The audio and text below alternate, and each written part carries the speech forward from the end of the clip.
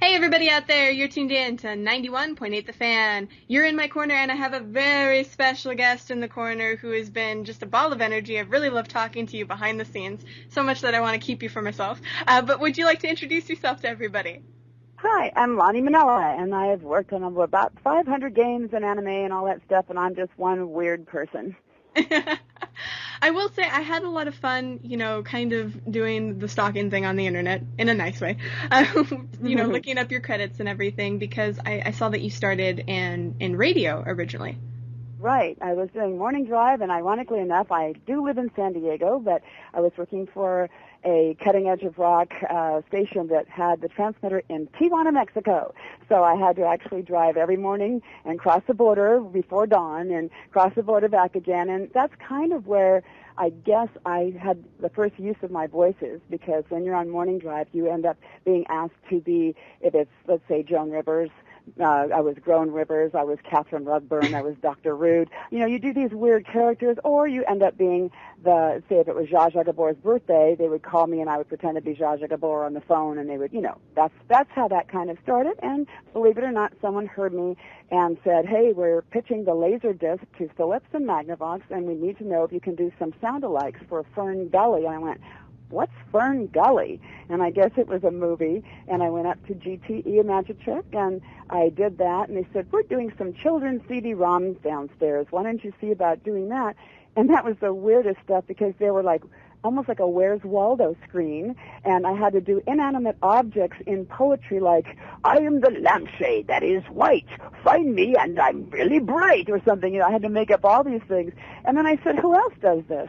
This was back before 92. And they said, I don't know. And being a producer type, I said, well, how would I find out? Go to the electronic show in Vegas. So I did that for... Oh, it seems like we might have gotten a little bit of static I found out, and interference. this is wanted to get in the business, or I want to be. Oh, yeah, it seems like we got a disconnect here. I apologize for that, but it happens, so make sure to stay tuned to 91.8 The Fan. Everything you want and nothing you don't. 91.8 The Fan is like Kevin Butler, and you know it. 918 The Fan is like Ridge Racer! 91.8 The Fan is like Rockshana. 91.8 The Fan is like making a sandwich. 91.8 The Fan is like finally getting that sandwich from Sarah Lane. 91.8 The Fan is like Dark Phoenix vs. Trisha. 91.8 The Fan is like playing in the ball pin in the play place at your local unspecified fast food restaurant. Except that instead of balls, they're Nagato plushies.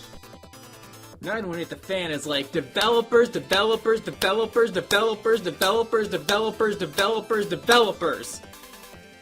918 The Fan is like getting both versions of Pokemon for free. 91.8 The Fan is like an eargasm for your mind. 91.8 The Fan is like Bust a Wolf. 91.8 The Fan is awesome. Hey everybody, we had a little bit of interference there. Sorry about that. Live radio, what you gonna do? You're still tuned in to 91.8 The Fan, and I have my special guest here. Would you like to make sure that you're live by giving them a wave? Hello, everybody. It's Lani. All right, and we were actually in the middle. The last thing we kind of caught clearly was you were pretending to be a lampshade. Yes, okay. Well, I was then, asked about who else does CD-ROMs, and they told me to go to go to trade shows. And I did for several years, and found out that as an individual actor, it was very hard for producers to hire me from here and you from there. They didn't know how to pull it in. So in 92, I started Audio Gods and decided to become a one-stop shop. And I say anybody out there could do this, have your own talent pool, offer your own services, and make it easy for a producer to pull it all in together. So that's another way you can bring in business for yourself and make yourself a star. That's actually very interesting to me. So it seems like you kind of just tackled it sort of head on and wanted to be a part of it more. I think that's really cool. Well, I figured with your handing out business cards and demos, and this is something everyone should realize, don't just go sending out demos, because people like me, we get demos all the time, and the demos don't tell us, what are you like live? If I ask you to be a little bit older, let's say if you had an older voice, and I said, can you make it more grainy? Could you make it more grainy right on the spot? We don't know this. And plus, when I was trying out a long time ago for The Simpsons, I met with Bonnie Piatola, and she said, see that cardboard box over there? That's where all the demos go, and I never listened to them. So it is a matter of who you know and getting introduced to the right people, more so even than talent, unfortunately. So I'm just saying that if you are going to trade shows and you're saying, hey, I can work on your game, or I'd like to help you with this, it's difficult for those producers to figure out, well, yeah, but where are you? And we're over in L.A., and you're over here, and so what you need to do is say, we can do that. We can go on Skype. We can, make it all happen for you. Let me show you how easy it is. And then there you go. Yeah, there's been leaps and bounds in terms of technology, especially to when you started to now. We couldn't do this probably when you started radio, I don't think. No, exactly. We used to have to micro-dish things to Tijuana and stuff like that. So no, it has come a long way, although as you and I both know, Skype does drop calls, but it's better than nothing. And I work with a lot of overseas clients, and the time difference could be as much as 9 or 10 hours, and they don't want to be calling on their cell phone. So they do the Skype thing, or they'll use Skype to make a direct call. So it's fantastic. And I know that me as a good director, I can tell, even if you're on the phone, I can tell if your hands are in your pockets. Because one thing about acting, and when you're voice acting, especially putting extra, get away from me, that kind of stuff, you've got to really move your body and do a big backhanded swing. And unless you do a lot of over gesture type of things, you're going to sound very like, I'm pretending to do something instead of actually doing something. You know what I mean? I always think for people who are new to the industry, that's kind of one of the hardest things to grasp, if they don't have the fundamentals of acting down. Yes, but acting for theater is probably the best because you tend to project. Acting for TV and film, you will learn something completely different, and that they will say, do not pay attention to the words or the punctuation marks, and of all things, don't make yourself Jim Carrey and make big faces and exaggerate things because it will look too fake on screen. It's too big, bigger than life.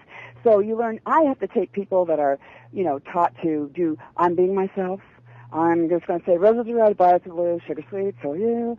And I have to say, stop everything you've learned.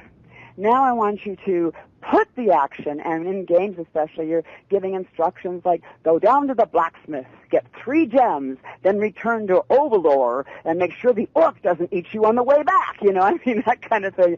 So it's different. It's quite different. And it takes a lot of energy, and, it's more fun, I think, because you can be more different characters, and when you're new, all you have to do is remember it doesn't matter what you look like.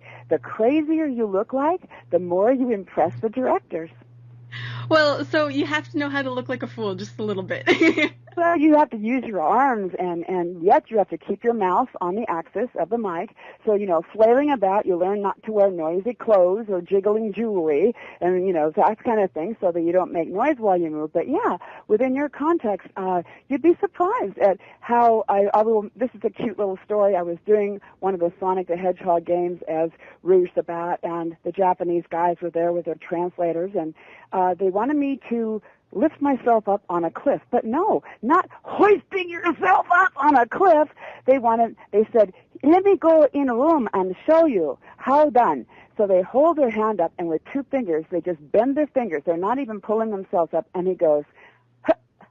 And I'm going, okay. So I just went, huh. No. And he wouldn't accept it until I held my hands out and bent my 2 fingers. And then, oh, yes. You see what I mean? So half of it could be the pretend. It's not really. Moving your body really does help, and doing the motions and everything. When you hear guys doing their emotes sometimes, they sound like gorillas going through the jungle, like, hurr, hurr, hurr, hurr. And instead, when you're hitting something, if you're attacking, you've got to make a sharp, so it's amazing. Even some producers have said, some directors, okay, guys, time for your vowels. And people will go, A-E-I-O. Are you kidding me? So I try and make up gibberish words like, look, you know, that kind of stuff. So it's different than A-E-I-O-U. But see, you can have fun, and this is a chance for everyone to not be shy, because even though you don't know what's going to come out of your mouth, neither do I. I know that more you have voice control, great, but you're going to be in front of people that say, so, can you do Roseanne Barr? And you're going, oh my gosh, I've never tried. So what you do is you say, does she kind of have a Midwesty kind of thing like that, or is she more? So you ask questions in the voices to let them hear the sample. If they say, we want it to be, let's say, a higher voice and more soft. Do you mean like this? Is this high? Or would you like it higher, like this? And immediately, you're not going to get this frustration of directors going, just do it, I'll know it when I hear it.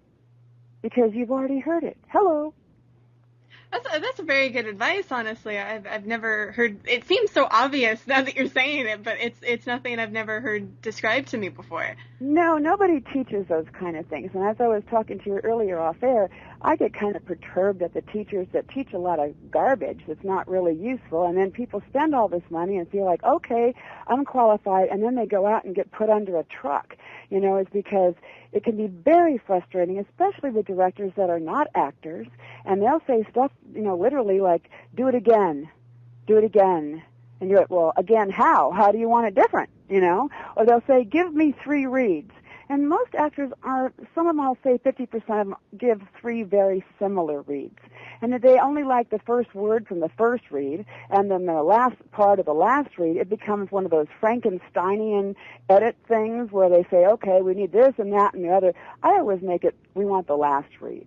So you will find very few directors will line read or give you the line like they want it read, because, geez, some actors are so, how should I put it, easily offended. Don't tell me what to do, you know. But I think sometimes that's the easiest way, especially if the person line reading you is a good actor and knows what they're doing. You know, otherwise, if they say, Mary had a little lamb, and you say, Mary had a little lamb, and they go, no, say, Mary had, and you know what I mean? It can get really frustrating, and that's what I'm saying. You've got to have enough confidence in your voice control to go out there and you kind of take charge of it, and you know how to ask the questions so you don't get you know, stage fright. You don't get nervous. You don't get disappointed. And trust me, I've been in this business so long, and I have done so much voice work, and I still can be put in situations where I'm very frustrated. And I just kind of have to bite your lip and go, okay, you know, and be nice and polite, and that's about it. But, you know, it happens to the best of us. Well, I think it's natural in anything where you're in front of other people, even if you're acting silly or publicly, you're just going to feel that way. Like, people still in our live chat and our forums are like, oh, I don't understand how you're never nervous when you talk to people, but I am. Like, it's plain and simple. I could talk to, you know, thousands of you guys, and I would still be, because I don't know how it's going to go. You know, you just got to roll with the punches. Well, see, already you'd make a great voice person, you know, acting person, because you have to be quick as a responder, and you have to be expecting, like, you expect the worst. If it never happens, at least you're prepared. So yes, you're right. If you don't know what's going to happen, you're very flexible and versatile, and you're extremely nice, and I think that you'll have no problem, no matter, you know, isn't it worse when you have someone that just answers in yes, no? Oh, I have stories, but I probably shouldn't say them. Yeah. Yeah, I know that kind. So it's kind of like the Keanu Reeves thing, like, huh, whoa, okay, good, yeah, you know? Well, I will say it's something that I'm kind of interested on your take on, is a lot of anime fans, now that anime sort of become such a big thing, and even video game fans, there are people who just want to voice act in just those areas. And you're seeing a lot of, you know, anime voice actors offering consultations and things like that. But what would you recommend for them if they're just starting out? Okay, first thing is, really, anime voice acting is indeed a bit harder than creating a character without having to time it to the lip flap and the bad acting that's already been done in Japanese. You know what I mean? I'm not saying it's all bad, but you know what I mean. They have a different cultural style. They deliver things differently with different pacing than we do. Then it's up to us to watch this thing and get your beep, beep, beep. okay, da-da-da-da-da. Oh, it was too long. And you do it over and over and over. So you see, cold reading is great. It's different. I'm not saying prepping. You still have to be able to have voice control. And you can't read the script as often. You have to have the script kind of up there by your eyes while you're watching the screen, or just kind of hope for the best and let the editor, back it up and see if it matches. So I'm saying that overall it's good to still have a good variety of voices. However, you might be a littler fish in a big sea if, for example, some of the cartoons don't have as wide variety of characters. As you probably already know, a lot of the cultural Japanese anime girl always speaking, a lot of girls very, very much like this, And the guys can either be, or sometimes they're very boring and they just do like this.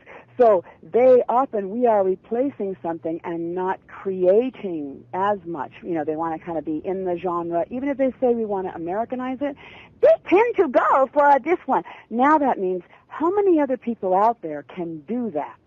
Probably more than can do a high voice like that. But they seldom have the requirement for that. You see what I mean? So it may be easier in one sense that you could have a more normal voice and be young sounding and youthful and still have energy, but it's more difficult because A, you have a lot of competition. B, you typically have to be in either Texas, where I think it's ADV Films still does a lot of looping, or New York or Los Angeles, so it's really hard to be in some place other than those hub cities because they don't want to release the video. You know what I mean? It's the video, the footage is right there, and they don't want to just send it to another studio and have you watch. So, yes, you have the location against you. You have the fierce competition against you. So, and also you've got to remember, this is true of most people except for me, I think. If you're going to be coached by somebody, how many other voice talents really are going to give you the key to unlock the way to be their competition? Very few. That's a very interesting take on it, actually. I had to think about that for a second. But Most of the time it's highly competitive. And so sometimes some people will advise, if you're a woman, get a guy to mentor you. If you're a girl, get a male, because they don't consider you as much of a competition. And they might be more willing to introduce you to their agent or get you a foot in the door. And that is most of the way that you get in, is who you know, and somebody introduces you to the agent. It's really difficult to send out your demo and your resume to, let's say, a number of agents and expect them to call you back. Unless you have been walked in the door with somebody that says, hey, this is my buddy, and that person is already represented by that agent, good luck. It's really, really hard. So I'm saying that don't give up. Always, you got to keep fighting and fighting and fighting, but try to meet the people that you think are giving and generous and not just there to sign your autographs, their autographs, and not just there to try and sell you a class. But ask the right questions. If you were me, how would I get your agent? How, can you introduce me to someone that can hire me? And those are the direct questions that separates the men from the boys. Well, I'll be honest, if I'm allowed to be brutally honest myself, there's a lot of, connections you need in sort of a press atmosphere and sort of, to get in with anime and video game people. And a lot of the people who we support have usually been very, very kind to us. They're professional, but they have a good personality. They're not rude. They're not standoffish. Right. That's because you're giving them press. You're giving them press. So why would they be? And I'm not saying you should ever be rude. There's no reason. But are they going to connect you? Most people will do anything for press, and we could bring that up too. As far as what the game industry had thought about celebrities, and that's another whole topic here. But gamers don't care about celebrities as much, but publishers think that if they put celebrities in and do press on it, then it's going to bring more attention to the game. And so we had this whole big meeting, and it was all about the next generation of games, and it was all the editors and press from all the game magazines and G4, and everybody was there. And at the end, they were all saying that I said one question. I said, what do you guys feel about celebrities? And they all fought for the mic and said, we hate them. They have nothing to say. They're sometimes the worst actors. They only got in it because their son or daughter thought it would be cool. And we really hate them. So I'm thinking, well, then why don't you tell that to the publishers? So this whole thing about, yes, press is great. It's good that you have this foot in the door. And yet, you really have to separate and just say, don't just brown nose me. Don't just tell me what I want to hear. Give me a contact. Will you introduce me to this person so I can, do what it is that you do, and see what happens then. Well, I will say immediately that with, from what I've heard, a lot of celebrities big celebrities out there don't really necessarily know how to do voice work as well as voice actors do. So that's essentially where my opinion lies. If they don't know how to do it properly, then get someone who can bring the character to life the right way. Well, this is true. Disney and Pixar over-animate everything, and that makes a more dull, let's say, voice. And I'm not going to say I love Cameron Diaz, but let's just say if you close your eyes and you watch Shrek, and it's not as interesting as when you open your eyes and watch all this animation. That's why I think animators ought to get the best awards, you know what I mean? Because they really put some unusual eye motion and body motion and things that probably the actor was not doing. So unfortunately, games and cartoons don't have all the detail, especially games. That over-animation stuff. We don't have all that. So we, as actors, have to put more of that in there. And then you bring along the celebrity bus, and, you'll see them doing the making of, and they're just sitting there with their pencil in their hand kind of going, yes, I'm Jeremy Irons, good day, and that's great if Disney can animate it. But if it goes into a game, it can be more boring. You're right. And you know what's the worst thing that nobody blames? The script. So there's where all the underlying problem lies that nobody even thinks about. They always blame the voice actor, or, oh, it was a terrible performance, or it was a bad director. Hey, where did it all start? With the writing. Yeah, it's very rare that it's kind of funny because I hear voice actors the most blamed for a poor, quote-unquote, performance or a poor role, and it's not just the voice actors who have a hand in it. You've got everybody involved. You've got writers, you've got maybe translators, you've got editors, you got directors, you got voice casting. You have all of that. And, true is that when we do auditions for, let's just say for our agents, or I direct auditions. When I'm casting, I may have to cast the whole game, so I'll call you up and I'll direct you because I've been talking to the game company. But all these other things where they toss the stuff out and we get it in an email, we send back an MP3, we really don't know. So I tell this, here's another bit of coaching advice, that if someone's going to try out for something by recording and submitting an MP3, let's say they were looking for Julia Childs, for some peacock voice. Okay, if you have a different idea, you can give them a Julia Childs, but you say in the beginning of your take, 1 of 2. And of course, you could give the Julia Childs on the first one, and then you go, 2, and maybe you're going to do this one for the last one. And they were thinking, wow, we never were thinking about that, and boom, you might get the part just because you took a chance and gave them something else in addition to what they were asking for. Look at the Affleck Duck commercial. You know how they went big scale trying to get everybody to try out for that. Well, the audition notices said, we're not looking for a Gilbert Gottfried sound-alike. We're looking for something different, and don't say any words, and it just should be reacting, running, being scared, surprised, and the voice should sound like you're the trusted person that Affleck is the best company that you should trust to insure your house or your car. That's supposed to come out in a, Affleck, whatever. So with all that, people were submitting, and I submitted mine too. I made it slightly different. Guess who got the part? The guy that sounds exactly like Gilbert Gottfried. Irony in the business, don't you think? Well, there's a lot of that, and there's a lot of that's why you have to have a thick skin and not really care about rejection, because all the auditions you do, you don't get any response. That means they don't say, sorry, you didn't get it, somebody else got it. Or you wonder, gosh, that was a great performance, and you never beat yourself up about that. You throw the stuff out there, you let it go. And the reason, like you said so astutely, is that there's a lot of other things to blame or to credit for what the ultimate voice was. And let's just say, if we think that a frog ought to sound like a frog, but they decided that the frog ought to sound like that, well, that wasn't our choice, but maybe the listeners are going to say, man, we hated that frog voice. And you're right, nobody realizes all the stuff that went out underneath it. Well, I have to say, one thing that we've mentioned sort of consistently is by email, so sort of a virtual studio, a home studio sort of deal. Mm-hmm.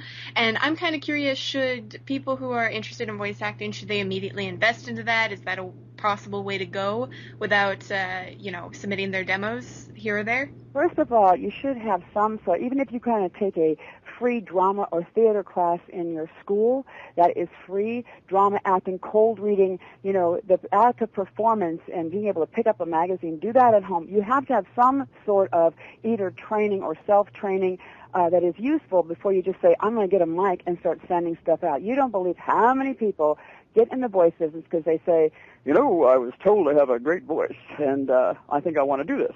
Or they'll say, we tell jokes, this guy's really funny, he cracks us up at parties all the time. Well, that's great, except when it comes to being able to perform with someone else's words, especially, now remember, when you're a voice actor, sometimes we never see the script before we get there. And whereas when you're a drama, theater person, you've memorized your lines. So the lines aren't the problem. So I'm saying if you want the best training, before you go and buy a mic, although you can buy an inexpensive mic, and I'm going to give you a recommendation here, so everybody get your pencils out and everything. You can do this, and it doesn't require you to go in a closet, or as I heard you say, your eggshell room, egg crate room. Many people are advised to buy what is called a large diaphragm mic. It means that the pickup is the big hoop inside the microphone. Those are the worst things you could do, because that's why you have to isolate it. It needs a small space. And instead of buying that kind of a mic and having to buy all these other things and put yourself like an ostrich in a hole, then get yourself a used or a new Shure, S-H-U-R-E, S as in Sam, Mary, 58. You can get them used for about $55 on eBay. New, they're only $99. And they're sort of like a durable band mic that you can even hold in your hand. You don't have to mount it on a boom and get a mic stand, and you don't have to get a preamp even. You can go right into the microphone input on your computer, and it will suffice. And it's not going to sound ambient and echoey and sound like you're recording in an echoey bathroom or something like that. And yes, for that, I would say yes. You can invest that and experiment. Of course, if you have a Mac, you're going to have to, if you want free editing software, you probably want to download Audacity, which is the same for PC. That's a multi-track. If you have a PC, I love SoundForge, and I use an old version. And, I hate to say it, but you can get cracked things for PCs that you can't get for Macs. But, you just need the basics there. And, yeah, I would not recommend investing in a large diaphragm mic no matter what, and having to go in the closet and do all that whole thing. But it does help to record yourself, hear yourself played back, and learn microphone technique. And if all it costs you is $50 to $100, yeah, good idea. Definitely, and I have to say all the staff uses Audacity for most of our audio recording here on the station and for everything else, because it's free, Right. And that's what you want. You want kind of no-brainer stuff, and you want to normalize your files and not compress them when you send them out, but make them fat and sound good, because when you're in competition with people that you've sent MP3s into, you don't have you're not like me. You're not hearing the other end of the fence. You're only submitting. So you don't hear what everybody else has submitted, but I have. And you have some people that compress the heck out of it, and they sound like they're just yelling at her, and maybe someone's going to say, oh, wow, look at that powerful voice.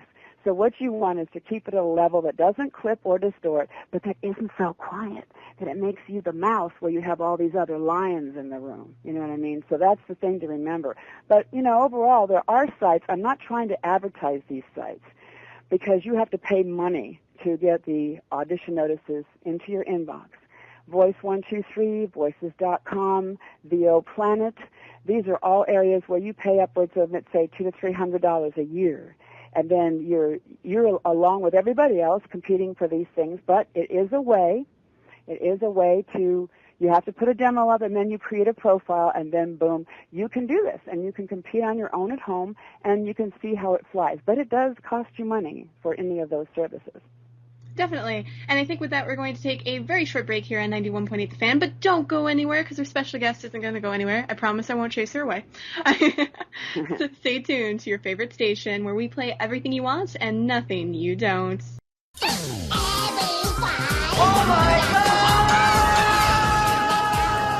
Aw, what's wrong? Are they playing Every Fight again?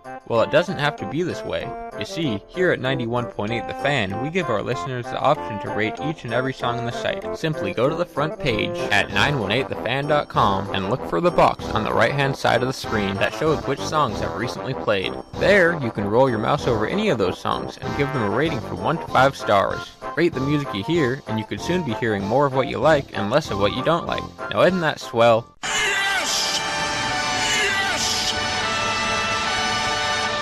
Hey everybody out there, welcome back. My special guest is still here. Would you like to, say hi, tell them you didn't die or anything like terrible like that?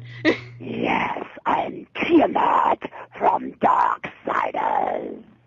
That was such a scary, that was also a very hard boss. I remember he kept killing me. I know. I felt so sorry for the people that had to keep getting bashed and bashed and bashed and bashed. Like, thank goodness. But then, it was. I love being the tough bosses. I think that's one of the most fun of all. And now I have to say, you're actually a pretty tough fighter and Soul Calibur. Very scantily clad, very tough fighter. Oh, I know. I'm thinking, how could I really fight without popping a G-string or something on that? It's amazing. And when I was looking at them last night, I'm thinking, it's almost to the point of ridiculous, isn't it? I mean, it's almost like nobody could have Goodyear blimps and really have them not get in the way or get poked and popped, It's just weird.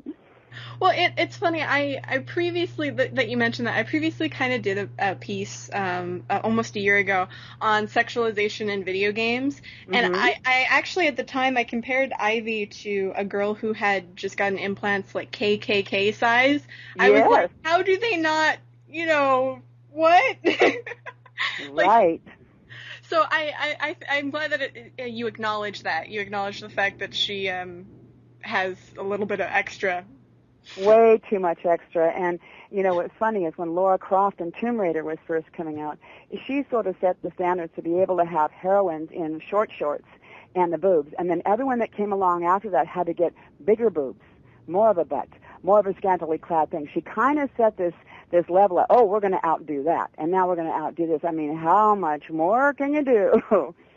Especially considering her outfit, but she has a very interesting backstory, and I'm sure the part is very fun. I mean, you get to kind of almost be a dominatrix of sorts with a whip. Exactly, the sword that turns into that whip. I know, and what's amazing is that I was recording, I think it was Soul Calibur 4, and they were showing me people in the mocap suits on film, and there was a guy and a girl both doing the motions or something, but generally speaking, we don't see a lot of that. We're just asked to do light, medium, heavy attack, light, medium, heavy getting damaged, and say your 1.5 to 2 second deaths. And, it's amazing that, again, I give credit to the animators, the programmers, and things of that nature for the moves, but it's so tragic that sometimes we don't see that. We could do a lot better job, I think, had we known more about the animation. Well, I will say, obviously, I don't think you have much trouble with any of the reaction sounds. You've shown that throughout, this. But is there any reaction sounds that you find just really fun to do in a fighter type of game like this? I think it's, most of the time, again, we used to be able to be told, now you're jumping into a hot lava pit and dying, and now you're on fire and all that. But now, the way the programming is a lot of these things that are the massive multiplayer, it is a big melee, and so it's not action specific. It used to be so much more fun to say your throat's being cut, that kind of stuff, or, the dying by fire, like, that kind of stuff. But no, nowadays it's more like, die quickly, make it big, and you have to ask, do you want the impact sound of what's causing me to die, or are we just doing the, no, we want the impact sound. Oh, we don't. You get all that kind of stuff. So it's fun to make up something more creative, but I think our hands are often tied because we don't know how. They're just giving this library of light, medium, and heavy. Bigger. I mean, I love jumping down. I'll say, how far is my fall? And you can bend your knees and go away from the mic. Go,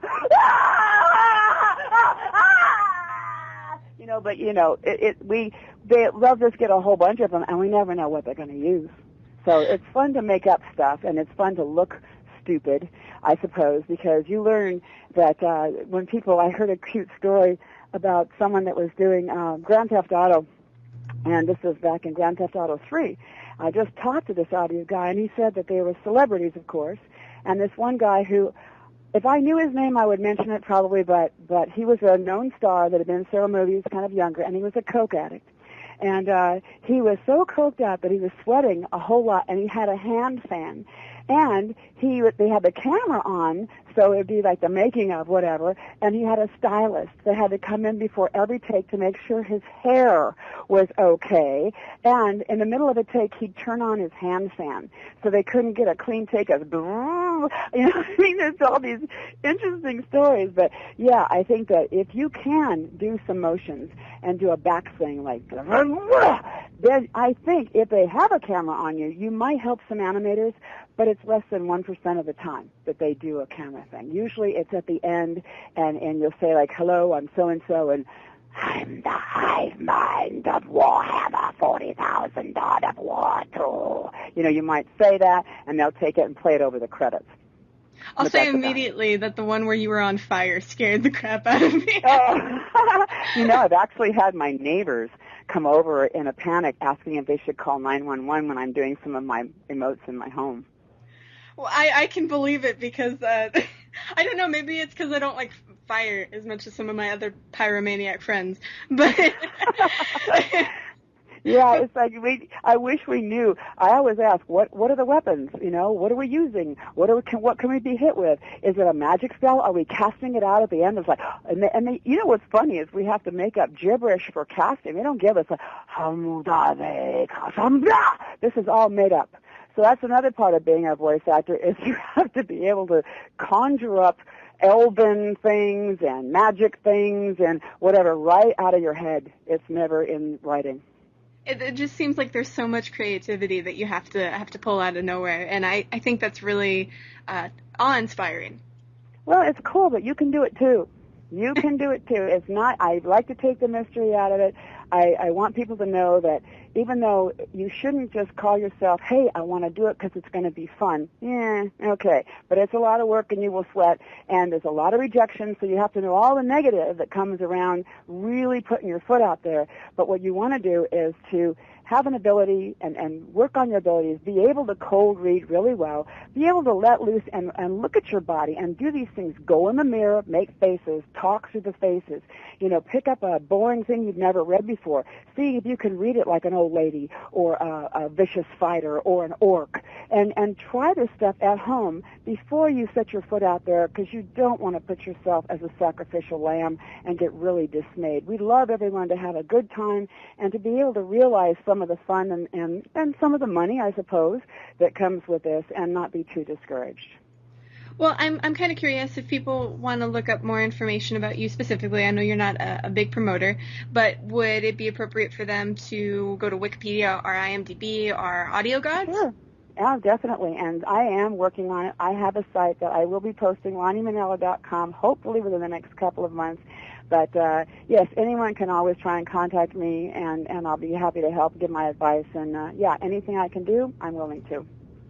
Well, I have to say your talent is amazing. You were willing to immediately, you know, do silly and things and reactions and just go into it so quickly.